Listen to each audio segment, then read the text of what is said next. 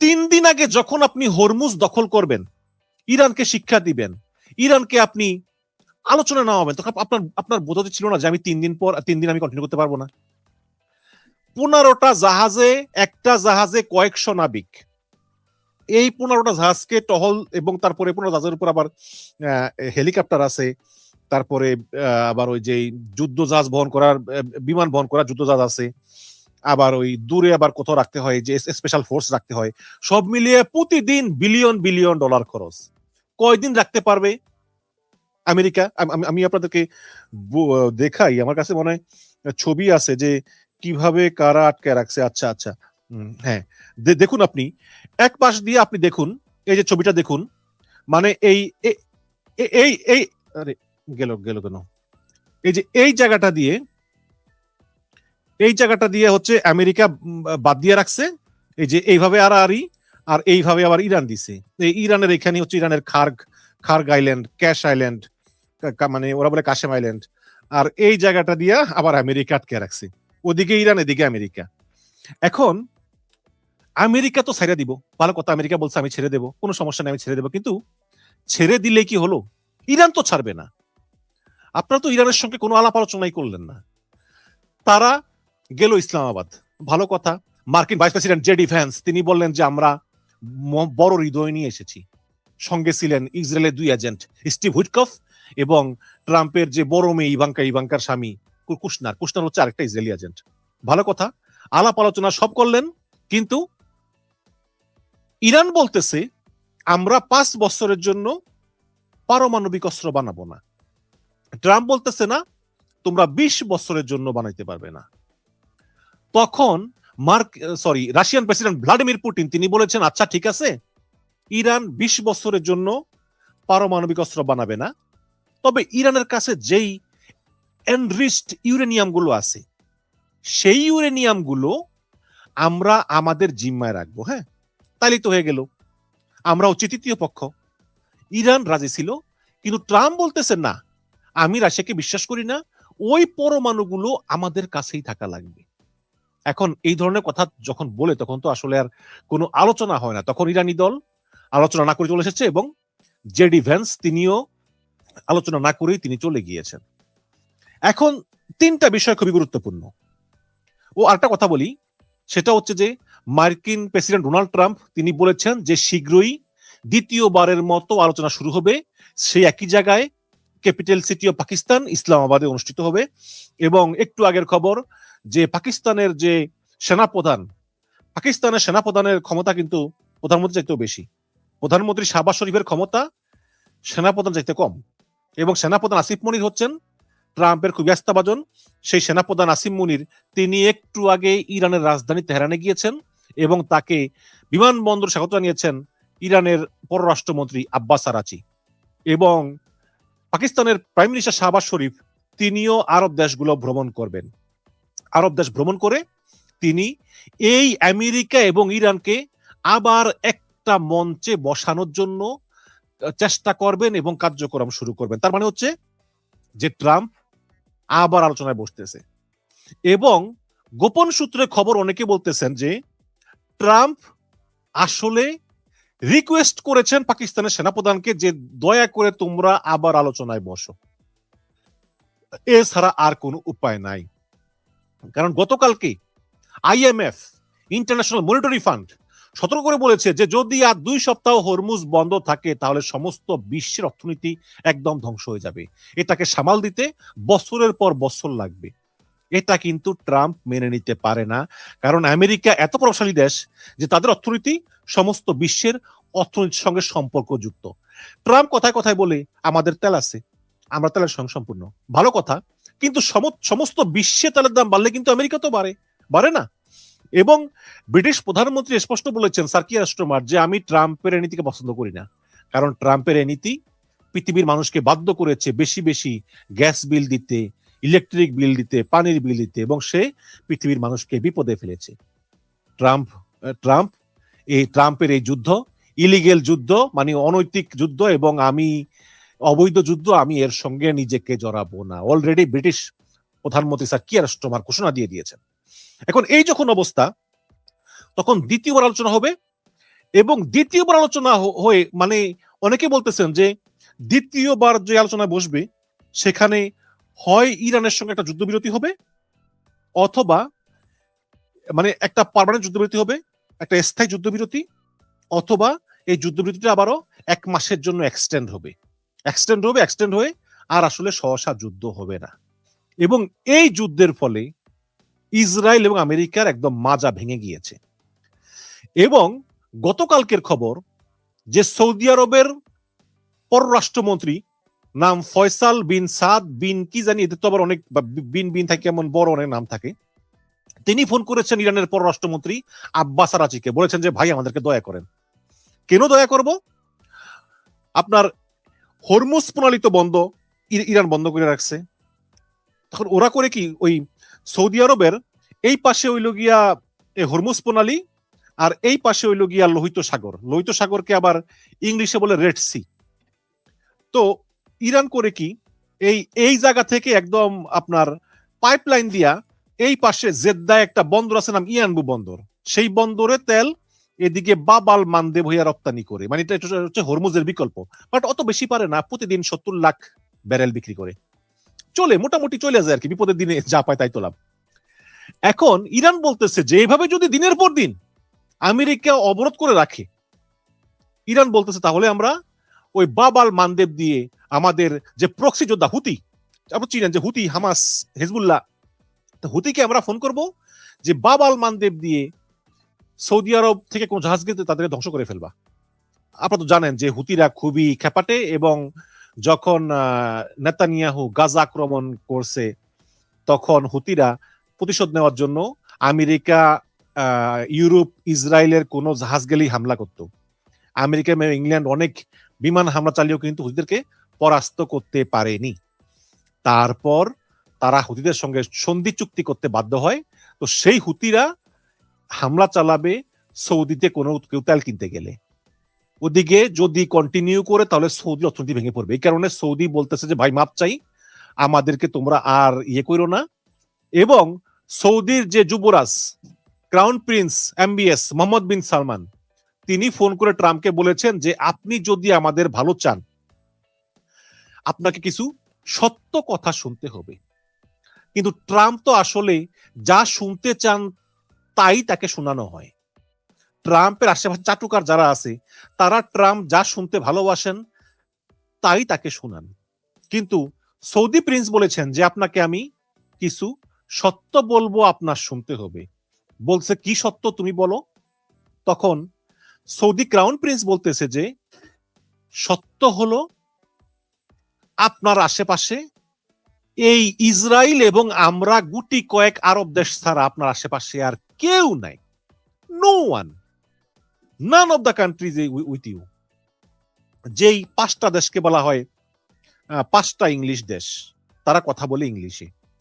Canada, America, England, Australia, New Zealand, এই 5টা English দেশ, তাদের ভাষা ইংলিশ, তারা কেউই আপনার সঙ্গে নাই। তারপর ইউরোপিয়ান কান্ট্রিগুলো ন্যাটোর সদস্য, 27 কান্ট্রিজ, তারা কেউ আপনার সঙ্গে নাই। ট্রাম্প যখন হরমুজ অবরোধ করে তখন ট্রাম্প প্রতিটি ইউরোপিয়ান দেশকে বলেছিল আসো অংশগ্রহণ করো, একটা দেশও আসে নাই। ওদিকে আবার ইতালির সঙ্গে ইসরায়েলের নতুন করে আবার সমস্যা শুরু হয়েছে। ওই গাজায় যখন ইসরায়েল নিরীহ ফিলিস্তিনিদেরকে গুলি করে মারতেছিল, তখন একজন ইতালিয়ান জার্নালিস্ট সেটা ছবি তুলছিল যে একটা ইসরায়েলি সৈন্য সেভাবে মোবাইল দিয়ে একটা মুসলমান মহিলাকে ভিডিও করতেছে আর হাসতেছে, কিন্তু হাসিতে চোখে মুখে খুবই ঘৃণা। ছবিটা আপনাকে দেখাই, এই যে মানে ছবিটা খুবই আলোড়ন করছে, এবং তিনি এটা একটা ম্যাগাজিনে ছাপিয়েছেন, ইতালির একটি ম্যাগাজিনে ছাপিয়েছেন। এই যে ছবিটা আপনারা দেখুন, এই যে ইসরায়েলি সৈন্য সে ভিডিও করতেছে মোবাইলে, আর এই যে মুসলিম মেয়েটা যাচ্ছে, দেখুন ছবিটা। এই ছবিটা আপনি দেখেছেন? এই যে ও দেখেন একেবারে কেমন দাঁত বাইর করে আসতেছে, মানে কি ঘৃণা আর কি। তো এই হচ্ছে ওদের। এখন ইসরায়েল বলতেছে যে এটা ইতালি ইচ্ছা করে ছাপিয়েছে, কারণ তারা ইসরায়েলকে ঘৃণা করে ইসরায়েলের ক্ষতি চায়।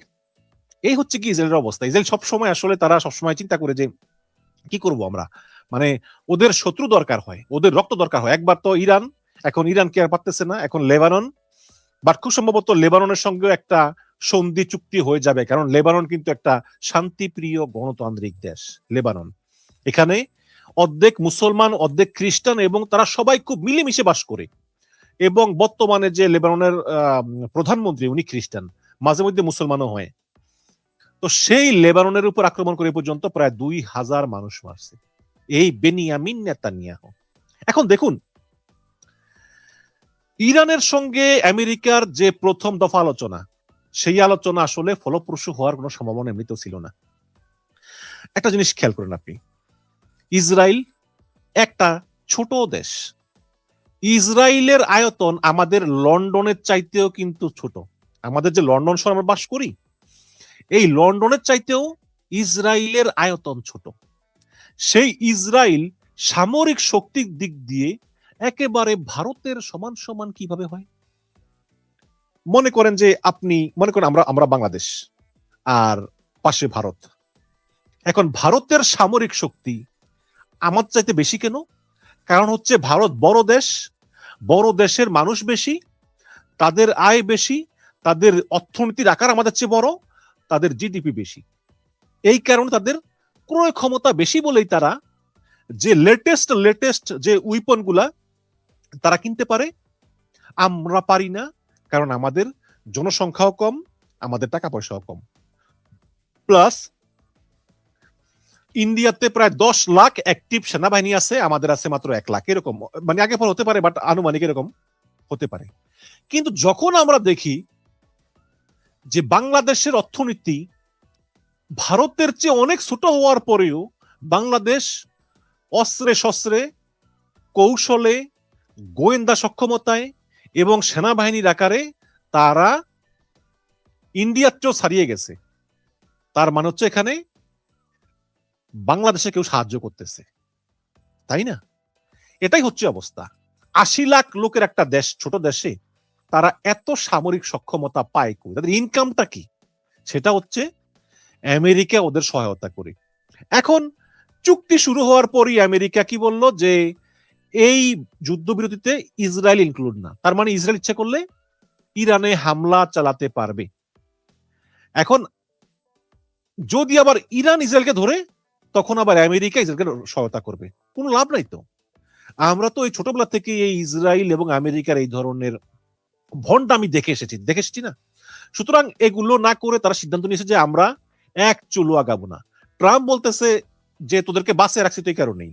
আপনারা জানেন তো, এর আগে ট্রাম্প বলছিল না যে পুরো ইরানি মানে সিভিলাইজেশন ধ্বংস করে দেব, এবং সে বলছে আজকে রাতেই একটি সভ্যতার মৃত্যু ঘটবে। যদিও পরে তিনি সরে আসেন সেখান থেকে, এবং যে রাতে তিনি বিশাল বড় এক বোমা মারবেন, ইরানের সমস্ত লোক মারা যাবে, সেই রাতেই লক্ষ লক্ষ ইরানি রাস্তায় নেমে নারায়ে তাকবীর আল্লাহু আকবার বলে ধ্বনি দিয়েছিল। সেই ভিডিওটা আমার এখানে আছে কিনা আমি দেখি, না নাই, ডিলিট করে ফেলেছি। ধ্বনি দিয়েছিল। তো সেই অবস্থা থেকে ইরান এই পর্যন্ত এসেছে, এবং ইরান কিন্তু এইসব ট্রাম্পের হুমকি দামকে কোনো মতেই ভয় পায় না। ভয় পেলে তারা চলে আসতো না।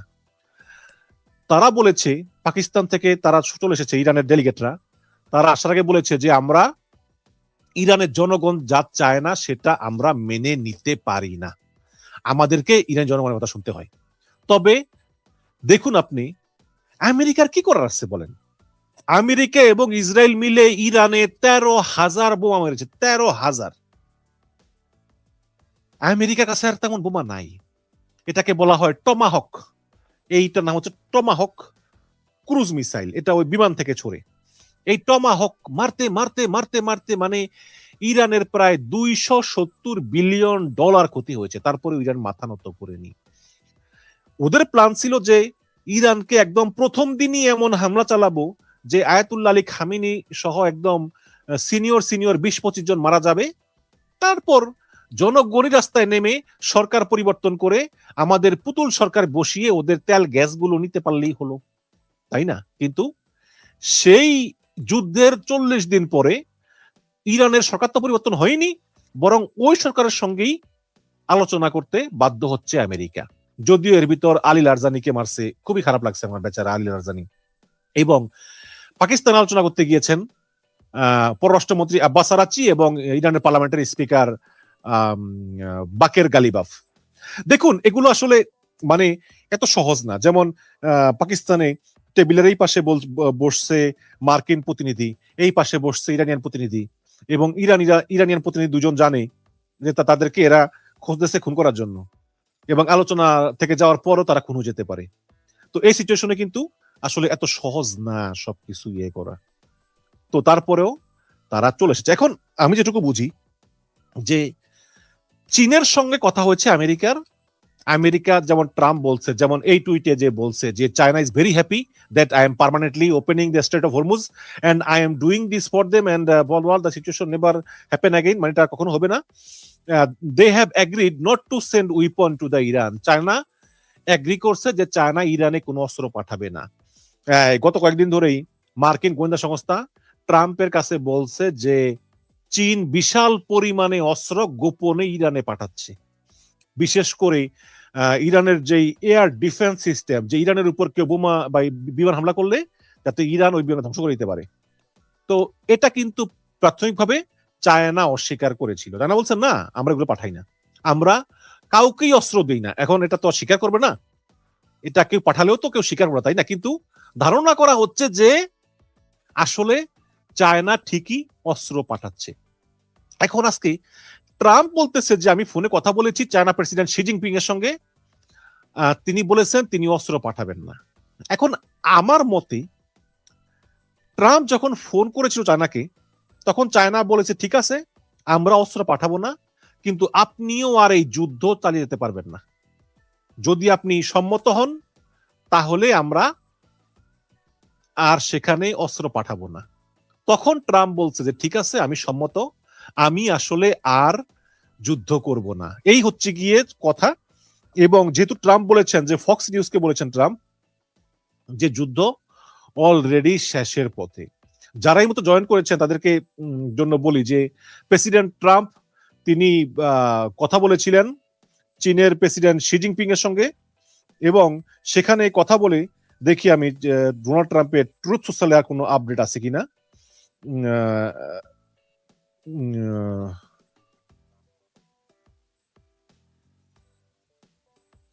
না, আর কোনো আপডেট নাই, ওটা হচ্ছে শেষ আপডেট। সেখানে ডোনাল্ড ট্রাম্প লিখেছেন যে আমি যে হরমুজ প্রণালী স্থায়ীভাবে খুলে দিচ্ছি তাতে চীন খুবই খুশি, এবং আমি এটা চীনের জন্য করতেছি এবং সারা বিশ্বের জন্য। এই পরিস্থিতি আর কখনোই ঘটবে না। মানে এটা হচ্ছে এরকম যে ও প্লিজ আমাকে ক্ষমা করে দাও। একটা ভিডিও দেখেন, একটা বাচ্চা ছেলে বলে ও প্লিজ আমাকে ক্ষমা করে দাও, ওই রকম আর কি, আমি আর করব না। মানে এই যে বলতেছে যে এই পরিস্থিতি আর কখনো ঘটবে না, মানে আমার কাছে তাই মনে হয়। চীন ইরানে অস্ত্র না পাঠাতে রাজি হয়েছে, যুদ্ধ না হলে অস্ত্র দিয়ে কি মানে কি করবে। কয়েক সপ্তাহের মধ্যে আমি চীনে পৌঁছালে প্রেসিডেন্ট শি জিনপিং আমাকে উষ্ণ আলিঙ্গন করবেন।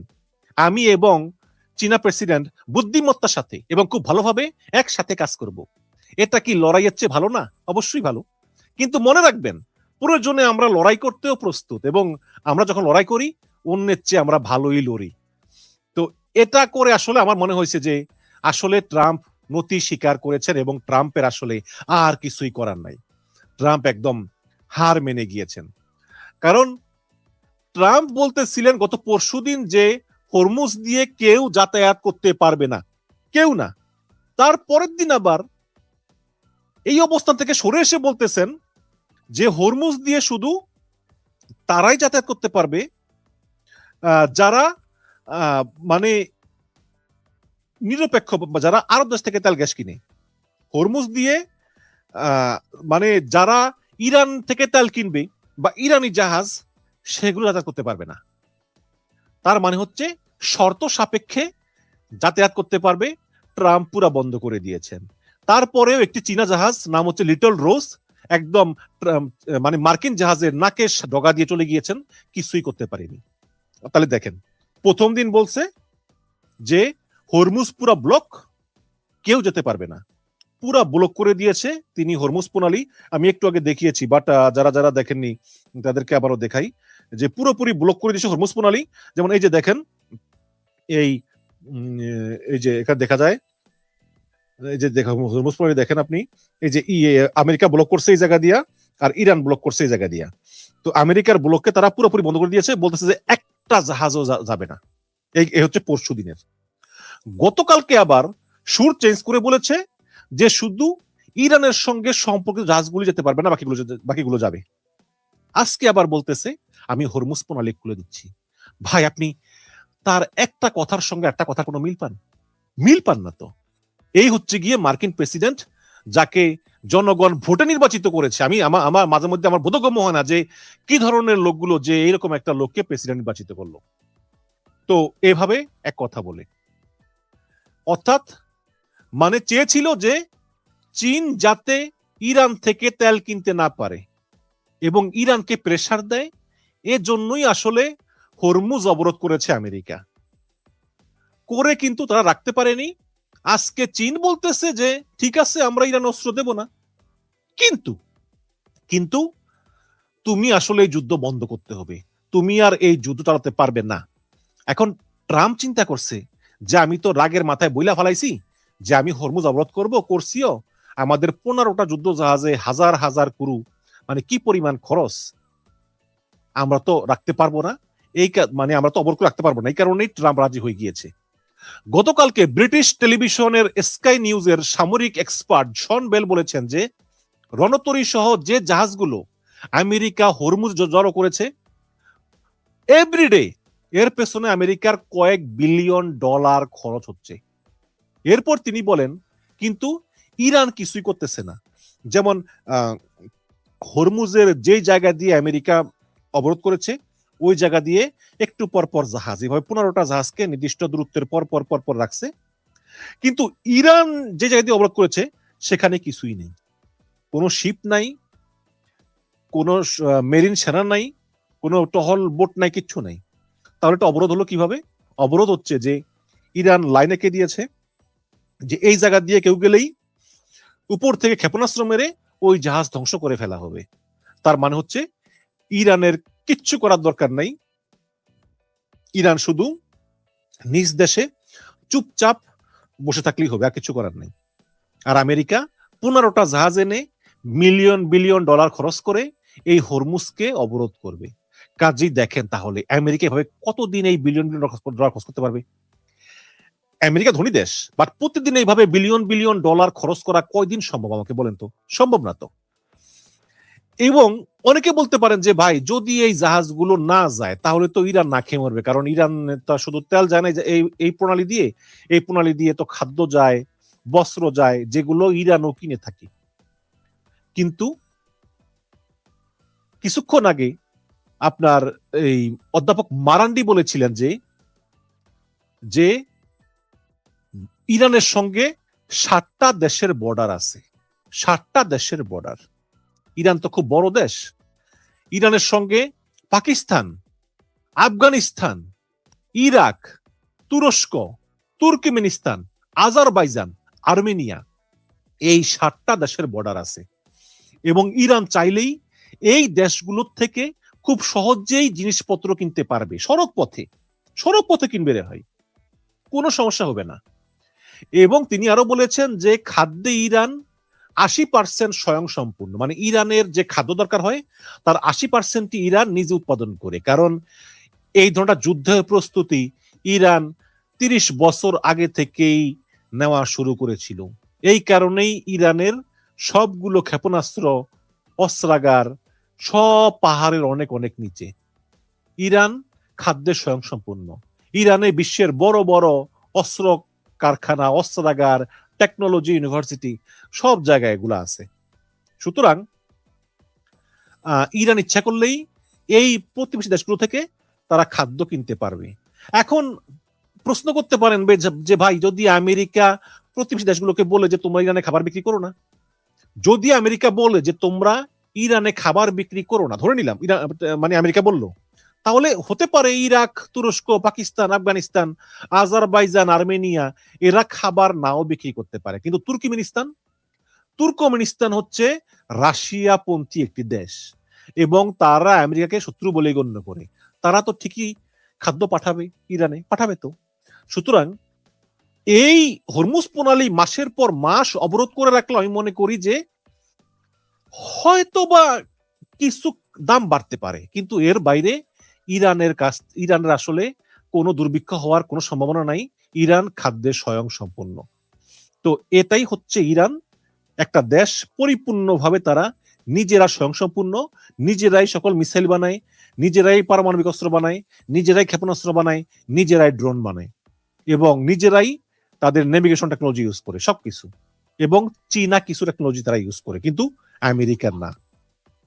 এই ওদিকে আবার রাশিয়ার সঙ্গে কিন্তু ইরানের সরাসরি জাহাজ চলাচল করে কাস্পিয়ান সাগরের ভিতর দিয়ে। হ্যাঁ, কাজেই ভৌগোলিকভাবে ইরান খুবই সুবিধাজনক অবস্থায় আছে। তো এই কারণেই ইরান অনেক আগে থেকেই অনেক লম্বা সময় ধরে এই অবরোধ খেলার প্রস্তুতি তারা নিয়েই রেখেছে। এবং যুদ্ধ শুরু হওয়ার পরে কিন্তু আপনারা জানেন যে ইরান হরমুজ প্রণালী বন্ধ করে দেয়। তখন ইরানের জাহাজগুলো খুব সহজেই যাতায়াত করতে পেরেছে। উল্টা ট্রাম্প তখন ইরানের উপর থেকে নিষেধাজ্ঞা তুলে নিয়েছিল যাতে ইরান আরো বেশি তেল বিক্রি করতে পারে এবং তেলের দাম কম থাকে।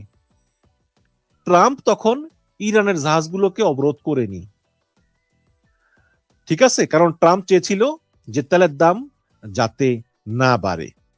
এবং এই যুদ্ধের 1.5 মাস পার হয়ে গেছে এবং 1-2 সপ্তাহের মধ্যে অনেক দেশের তেল ফুরিয়ে যাবে, অনেক দেশের তেল ফুরিয়ে যাওয়ার মতো অবস্থা তৈরি হবে।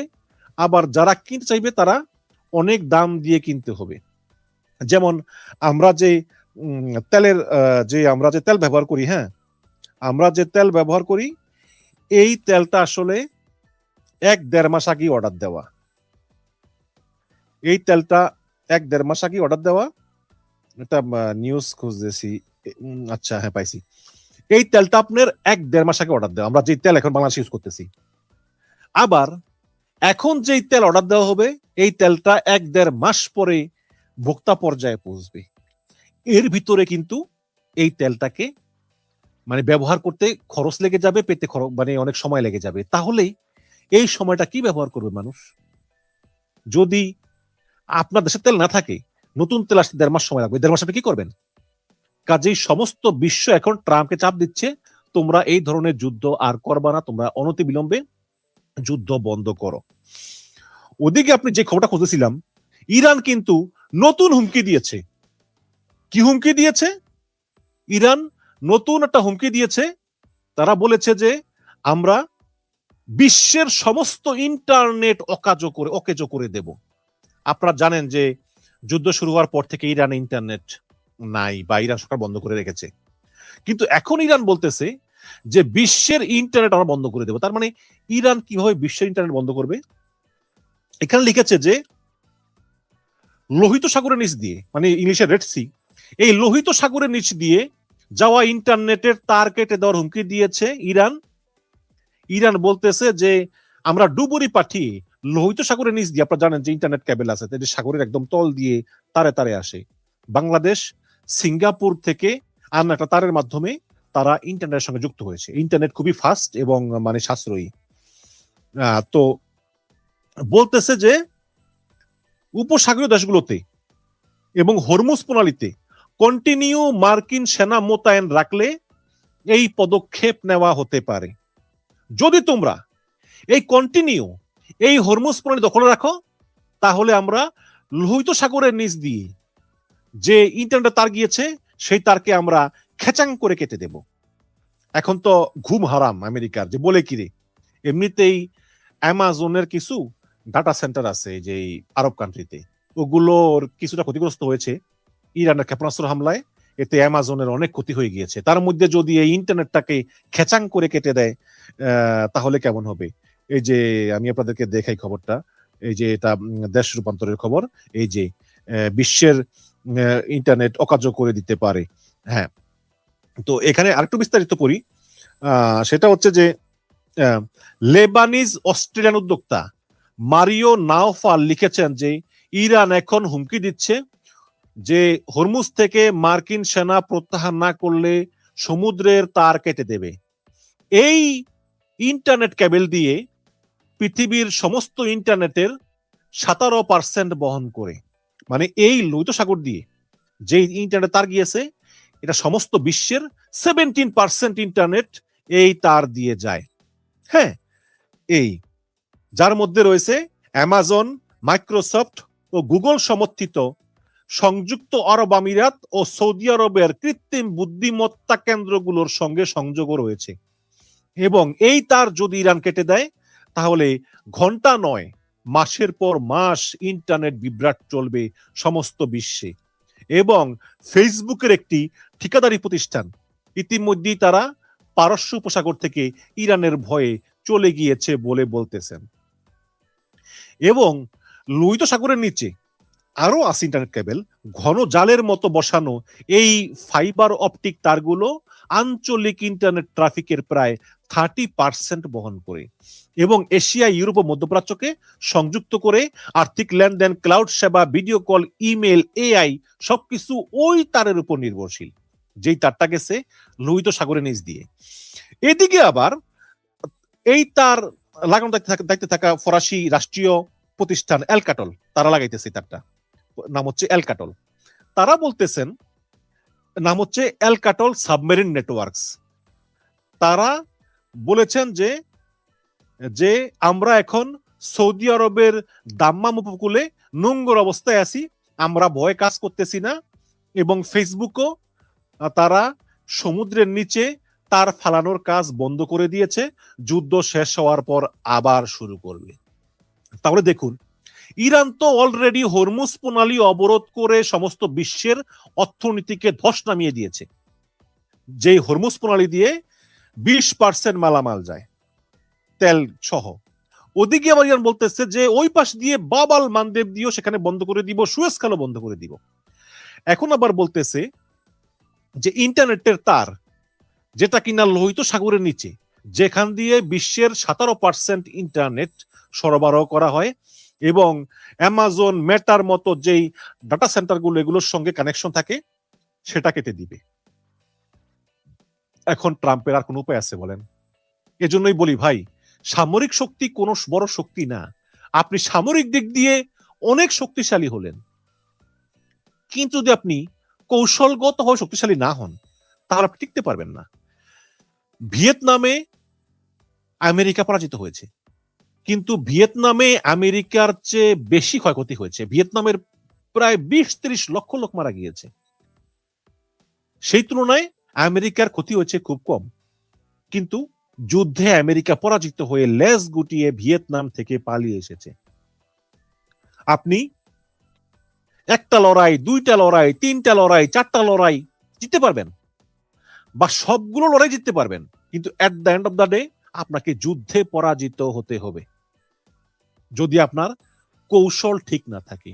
ইরান গত 30 বছর ধরে, আপনি দেখেন, যেমন আমাদের দেশে তো জামাত ইসলামী আছে, তারা এবার ভালো আসন পেয়েছে।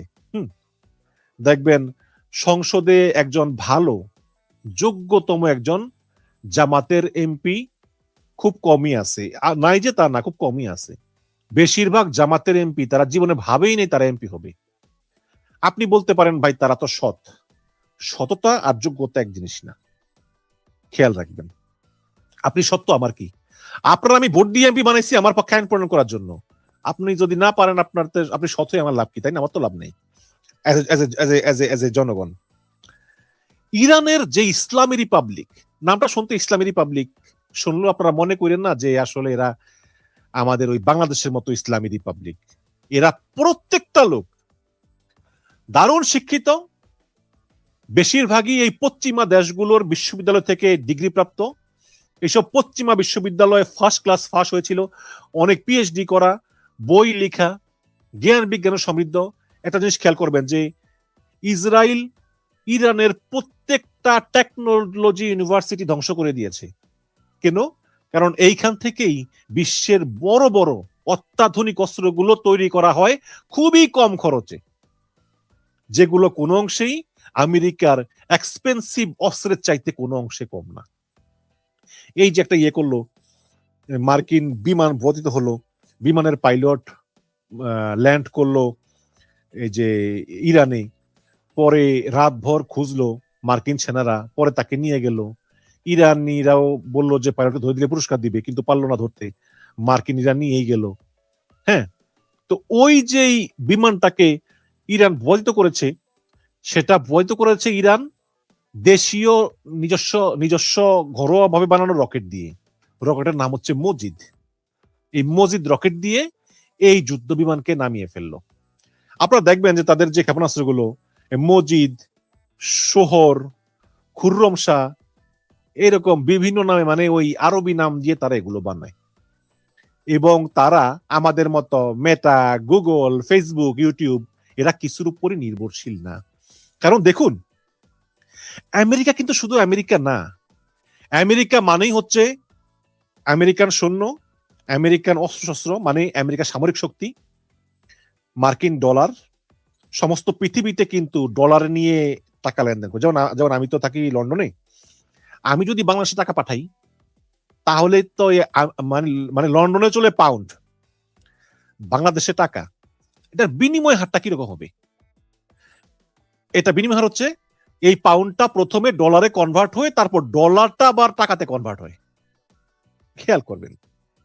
তাহলে ডলার, তাহলে আমেরিকার সামরিক শক্তি, dollar, banking system, Mastercard, Visa card, SWIFT, এগুলো কিন্তু রাশিয়া ব্যবহার করতে পারে না। এই কারণে রাশিয়া বিশাল সমস্যায় আছে। এটা 4 নম্বর হচ্ছে technology. Facebook, YouTube, Google, Amazon, এগুলো ছাড়া আপনি কিচ্ছুই করতে পারবেন না। কাজে সমস্ত টেকনোলজি জগৎটা দখল করে আছে আমেরিকা। শুধুমাত্র আমেরিকার বাইরে টিকটক ছাড়া আপনি আর কোনো পপুলার আর এই মিডিয়া পাবেন না। বা টিকটক কেনার জন্য ট্রাম্প তোড়জোড় করতেছে, হয়তো টিকটক শীঘ্রই চীনের কাছ থেকে ট্রাম্প কিনে ফেলতে পারে। তাহলে এই সবকিছু মিলে কিন্তু আমেরিকা। তার মানে হচ্ছে আমেরিকার সঙ্গে আপনার ফাইট করা মানে হচ্ছে আপনি শুধু আমেরিকার সঙ্গে ফাইট করতেছেন না, আপনি এটা পুরো বিশ্ব ব্যবস্থার সঙ্গে ফাইট করতেছেন। হ্যাঁ, এত সহজ না, কিন্তু ইরান সেটা করে দেখিয়েছে। 40 দিন ধরে ইরান টানা ফাইট করে গিয়েছে, 40 দিন ধরে টানা ফাইট করে গিয়েছে এই আমেরিকার বিরুদ্ধে। আমেরিকা মানে কিছুই করতে পারেনি আমেরিকা। এখন আমরা একটা স্বস্তি পাচ্ছি যে অ্যাটলিস্ট ট্রাম্প একটা যুদ্ধবিরতির দিকে মানে যাবে। এবং ট্রাম্প বলেছে যে তিনি আর যুদ্ধ করবেন না, যুদ্ধ এখানেই শেষ। এই আশ্বাসটা ট্রাম্প আমাদেরকে দিয়েছেন। তো যাই হোক, এখন ট্রাম্পের আগামী এপ্রিল মাসেই ট্রাম্পের চায়না ভ্রমণ আছে। ট্রাম্প আগামী এপ্রিল মাসেই তিনি চায়না ভ্রমণ করবেন এবং চায়নার প্রেসিডেন্ট যে শি জিনপিং, সেই শি জিনপিং সঙ্গে দেখা করবেন। এই এখন ওদিকে ইসরায়েল সাথে থাকলে আমেরিকা যুদ্ধ করতেই থাকবে, এটা অনেকে মনে করেন। এবং অনেকে মনে করেন যে এবার তুরস্ক হবে ইসরায়েলের নতুন শত্রু। কারণ সব সময় একটা শত্রুর দরকার হয় ইসরায়েলের। ইসরায়েল শত্রু ছাড়া থাকতে পারে না। এই কারণে এখন ইসরায়েল তুরস্ক আক্রমণ করবে। এবং তুরস্ক বলতেছে যে আমরা ইরান না, আসো একদম শিক্ষা দিয়ে দিব। এই তো যাই হোক, আজকে কিছু ইম্পর্টেন্ট খবর বলি আপনাদেরকে, তারপর শেষ করব। সেটা হচ্ছে যে ফক্স নিউজের কথা কি বলছি। ফক্স নিউজকে ট্রাম্প আজকে বলতেছে যে ইরান যুদ্ধ প্রায় শেষের দিকে। এটা ট্রাম্প বলতেছে ফক্স নিউজকে। ভালো কথা, ইরান যুদ্ধ শেষের দিকে। তো ট্রাম্প এই ইন্টারভিউটা দেওয়ার কয়েক ঘন্টা পর মার্কিন প্রভাবশালী মিডিয়া ওয়াশিংটন পোস্ট শিরোনাম করেছে যে US sends thousands more troops to Middle East as Trump tries to squeeze Iran। মানে ট্রাম্প বলতেছে যে আমরা ইরানের যুদ্ধ প্রায় শেষ করে নেছি। তার কয়েক ঘন্টা পর ওয়াশিংটন পোস্ট বলতেছে যে আমেরিকা মধ্যপ্রাচ্যে আরো হাজার হাজার সৈন্য পাঠাচ্ছে, কারণ আমেরিকা ইরানকে একদম মানে চাপতে চায় আর কি, স্কুইজ দেম। এখন আবার ট্রাম্প বলতেছে যে 2-3 দিনের মধ্যেই ভালো সংবাদ পাওয়া যাবে। এবং যেটা বললাম যে চীনা প্রেসিডেন্ট শি জিনপিং তার সঙ্গে কথা বলেছেন, কথা বলে বলছেন তুমি অস্ত্র দিও না, আমরা হরমুজ খুলে দিব, আর এমনটা ঘটবে না, এবং আমরা দ্বিতীয়বারের মতো আলোচনায় বসবো। তাহলে অলরেডি মধ্যপ্রাচ্যে 70,000 সেনা আছে, মার্কিন সেনা, ইসরায়েলি সেনা, তারপরেও কেন এখনো আবার সেই মধ্যপ্রাচ্যে হাজার হাজার সেনা পাঠাতে হবে? ট্রাম্প মানে এখন অনেকে বলতেছেন যে ট্রাম্প আসলে ইরানের উপর চাপ বাড়ানোর জন্য পাঠাচ্ছে। এখন ভাই, ইরানের উপর চাপ বাড়ানোর জন্য অলরেডি 70,000 সৈন্য আছে, special force, marine force, delta force, এই ফোর্স সেই ফোর্স অলরেডি আছে। তাহলে কেন এখন আবার আপনি হাজার হাজার সেনা পাঠাচ্ছেন? তাহলে বোঝা গেল যে ট্রাম্প আসলে কি করতে চায় তা এখনই বোঝা মুশকিল।